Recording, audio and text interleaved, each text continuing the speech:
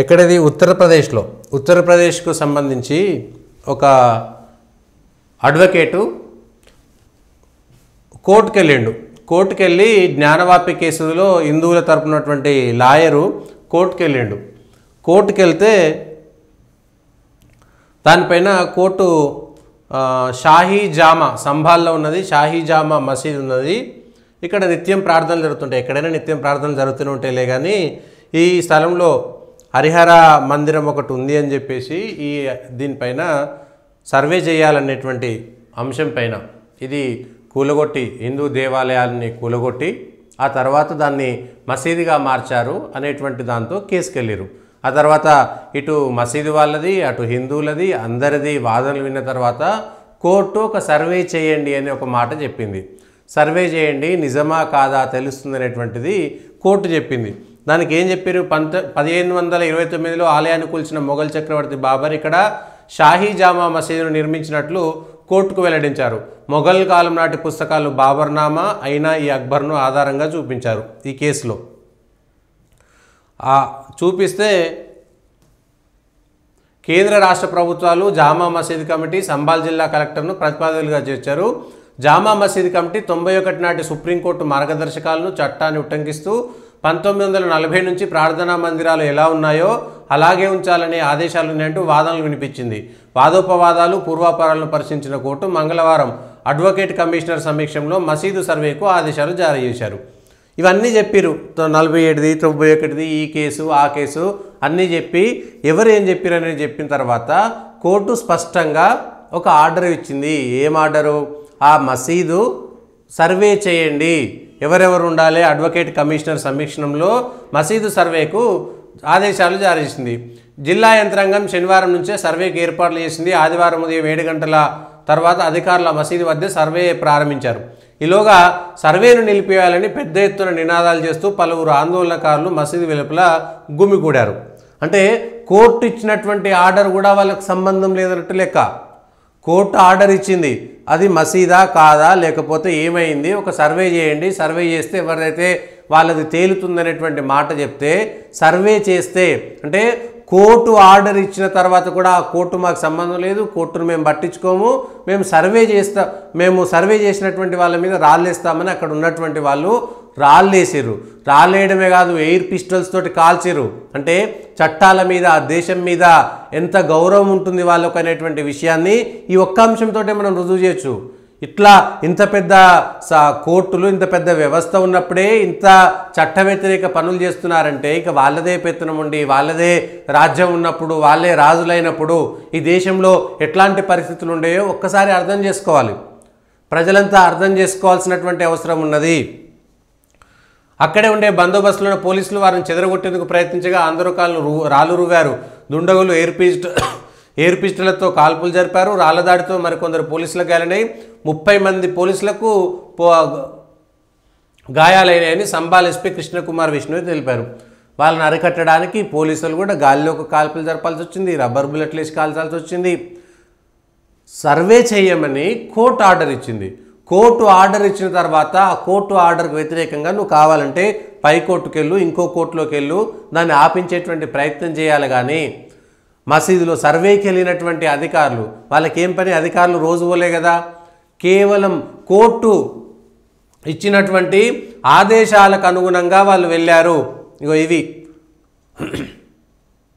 రాళ్ళు రువ్విన ఆందోళనకారులపై కాల్పులు జరుపుతున్న పోలీసులను ఇచ్చారు. కానీ వీడియో మనం చూపించలేము, ఎందుకంటే అధికారులు పోతుంటే రాళ్ళు ఎక్కడికి వెళ్ళి వస్తున్నాయి. ఆ రాళ్ళన్నీ రాళ్ళు రువ్వేటువంటి ప్రక్రియ వీళ్ళకి ఎందుకు వస్తుంది? జమ్మూ కాశ్మీర్లో రాళ్ళు రువ్వుతారు, లేకపోతే సర్వే చేస్తుంటే రాళ్ళు రువ్వుతుంటారు, లేకపోతే శ్రీరామనవమి శోభాయాత్ర చేస్తుంటే రాళ్ళు రువ్వుతారు, షాహీన్ బాగ్లో అల్లర్లు జరిగినప్పుడు రాళ్ళు రువ్వుతుంటారు. ఈ రాళ్ళన్నీ వాళ్ళ దగ్గరికి ఎందుకు పోతున్నాయి, ఎక్కడ ఉంటున్నాయి, ఎట్లా జరుగుతుంది? ఈ అంశం పైన క్లారిటీ ఉండాలి, దేశ ప్రజలకు క్లారిటీ ఉండాలి. జామా మసీదు షాహీ జామా మసీదు సర్వే చేయమని చెప్పింది కోర్టు చెప్పిన దాన్ని అధికారులు పాటించారు. నీకు నచ్చకపోతే ఇంకో కోర్టుకెళ్ళు, స్టే తెచ్చుకో, మళ్ళీ పై కోర్టుకెళ్ళు, స్టే తెచ్చుకో. ఇట్లా రెచ్చగొట్టడం వల్లనే కదా దేశంలో ఎవరేంటనేటువంటి విషయం బయటకు వస్తున్నది. అంటే ఎవరు కబ్జాలు చేస్తున్నారు, ఎవరు దండయాత్రలు చేస్తున్నారు, ఎవరు దాడులు చేస్తున్నారు, అందుకనే 1991, 1947 ఈ చట్టాలు, సుప్రీంకోర్టు, అసలు దేశంలో స్వతంత్రం విచిత్రమైనటువంటి వ్యవహారం ఇది. దేశానికి స్వాతంత్రం వచ్చింది. స్వాతంత్రం ఎందుకు వచ్చింది, ఎవరి నుంచి వచ్చింది అనేటువంటి విషయం ప్రతిరోజు మనం చర్చ చేసుకోవాల్సినటువంటి పరిస్థితికి వచ్చింది. ఎందుకు వచ్చింది? ఈ మొఘలాయుల నుంచి, విదేశీ దండయాత్రలు చేసినటువంటి వాళ్ళందరి నుంచి ఒక స్వాతంత్రము, అటు బ్రిటిషర్ల నుంచి, పోర్చుగీసోడో ఇంకోడో వచ్చినటువంటి వాళ్ళ నుంచి ఒక స్వాతంత్రము. ఎందుకు వచ్చింది? వాళ్ళు వచ్చి ఏం చేసిరు? మన సంస్కృతిని నాశనం చేసిరు, మన ఆర్థిక వ్యవస్థను నాశనం చేసిరు, మన మనుషుల్ని కలుషితం చేసిరు, మన పద్ధతులు, మన కట్టుబాట్లు అన్నీ, మన సంస్కృతి సాంప్రదాయాలు అన్నిటినీ ఆగమాగం చేసి వాళ్ళే బలవంతంగా ఇక్కడ రుద్దడం మొదలుపెట్టిరు. మరి స్వాతంత్రం ఎందుకు వచ్చింది, ఎవరి నుంచి వచ్చింది అనేటువంటి విషయం పైన చర్చకు రావద్దా? 47కు ముందు వాళ్ళు ఉన్నారు, 200 ఏళ్ళు పరిపాలించరు, 100 ఏళ్ళు, 2000 సంవత్సరాలు పరిపాలించినా నీది కాదు. నా భూమి మీద నువ్వు కబ్జాకు వచ్చి ఆ కబ్జాలో నువ్వు అందమైన బంగ్లా కట్టినా సరే అది కబ్జా భూమి కిందకే లెక్క. నువ్వు ఈ దేశం మీదకి వచ్చి దండయాత్ర చేసి నా సంస్కృతి సాంప్రదాయాలని నువ్వు చెడగొట్టినవు. మేము అసలైనటువంటి వారసులుగా నువ్వు ఇచ్చినటువంటి సంస్కృతి, మా సంస్కృతి సాంప్రదాయాన్ని చెడగొట్టిన వ్యక్తిగా మేము ప్రతిరోజు ప్రశ్నించుకోవాల్సిందే.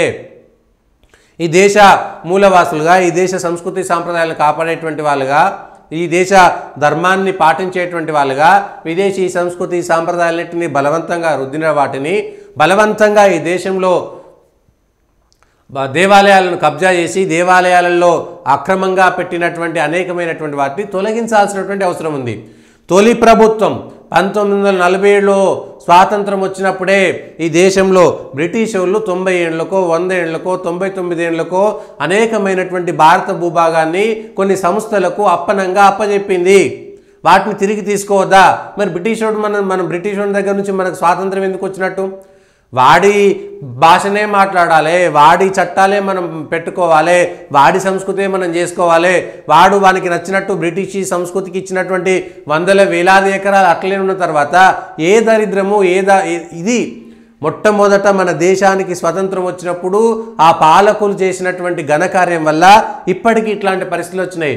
స్వాతంత్రం వచ్చిన వెంటనే బ్రిటిష్ వాడు బలవంతంగా ఈ దేశం మీద అనేకం రుద్దిండనేటువంటిది నిజమా కాదా, వాస్తవమా కాదా? మొఘలాయులు, బాబరా, వాడి వంశమా, ఎవడైనా కావచ్చు, వాడంతా ఈ దేశం మీద దండయాత్ర చేసిండా లేదా?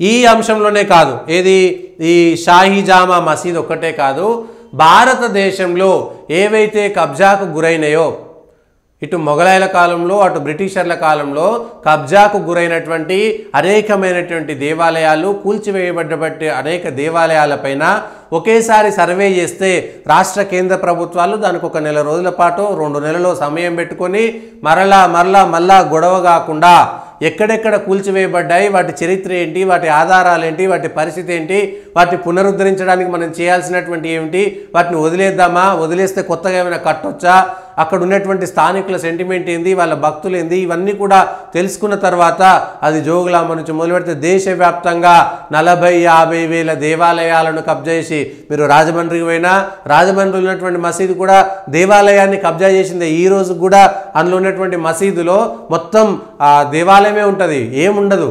మీకు పెనుగొండ పోయిన అట్లే ఉంటుంది, జోగులాంబ పోయిన అట్లే ఉంటుంది, వేములవాడ పోయిన అట్లే ఉంటుంది. అట్లా 40-50 వేల దేవాలయాలకు సంబంధించినటువంటి అంశము ఇవాళ మొత్తం దేశవ్యాప్తంగా ఒకేసారి సర్వే చేస్తే అయిపోతుంది కదా. ఒక్క మసీదుకే సర్వే చేయడం ఎందుకు? ఎక్కడెక్కడైతే వాళ్ళ జోగులాంబలో ఉంది కదా, లేకపోతే వేములవాడలో ఉంది కదా, ఇంకెక్కడైనా కూలిపోయినవి ఉన్నాయి కదా, అనేక చోట్ల ధ్వంసానికి గురైనవి ఉన్నాయి కదా, వాటన్నిటిని పునరుద్ధరిస్తాం. దీనికి కొత్త భాషలు చెప్పి మనుషులకు తిండి కావాలి, మనుషులకు బట్ట కావాలి. అరే ఇవన్నీ ఏమీ లేకముందుకే 700 ఏళ్ళు 800 ఏళ్ళు అయింది ఈ దేశం మీదకి వాడు కూడా దండయాత్ర చేసి. 700 ఏళ్ల క్రితం ఎవడు అడక్క తినలేదు, ఎవడు పేదరికం లేదు ఈ దేశంలో. అందరూ హాయిగా ఉన్నారు, హ్యాపీగా ఉన్నారు, సంతోషంగా ఉన్నారు, సమృద్ధిగా ఉన్నారు. అవన్నిటినీ మనం వదిలేసుకొని ఎవడో చెప్పినటువంటి సూత్రాలను పెట్టుకొని ఆ సూత్రాల ద్వారా వీడు సంతోషంగా లేడు, వాడు ఆనందంగా లేడు, వానికి గుడిసె ఉంది, వీనికి ఇల్లు ఉంది అని అనేకమైనటువంటి హెచ్చు తగ్గులు ఈ సమాజంలో తీసుకువచ్చి విభజన చేసేటువంటి ప్రయత్నం చేసిర్రు. ఈ అంశంలో క్లియర్గా చాలా స్పష్టంగా షాహీ జామా మసీద్ ఒకటే కాదు, సుప్రీంకోర్టు చాలా స్పష్టంగా దేశంలో ఎక్కడెక్కడైతే ఇప్పటికీ 100కు 100% దేవాలయాల ఆనవాళ్లలో అక్రమంగా కబ్జా చేయబడ్డటువంటి ఎన్నైతే ఉన్నాయో అన్ని రాష్ట్రాలకు ఒకేసారి మీరు ఆర్డర్ ఇచ్చేయండి. ఈ లొల్లి పోతుంది కదా. రేపు పొద్దుగాల అనేక చోట్ల ఉంటుంది. అది రాజమండ్రిలో అయినా సరే, అది పెనుగొండలో అయినా సరే, అది యూపీలో అయినా, బీహార్లో అయినా, ఏ రాష్ట్రంలో అయినా సరే అన్నీ ఒకేసారి సర్వే చేస్తే బెటర్ కదా. ఏ గొడవ ఉండదు కదా.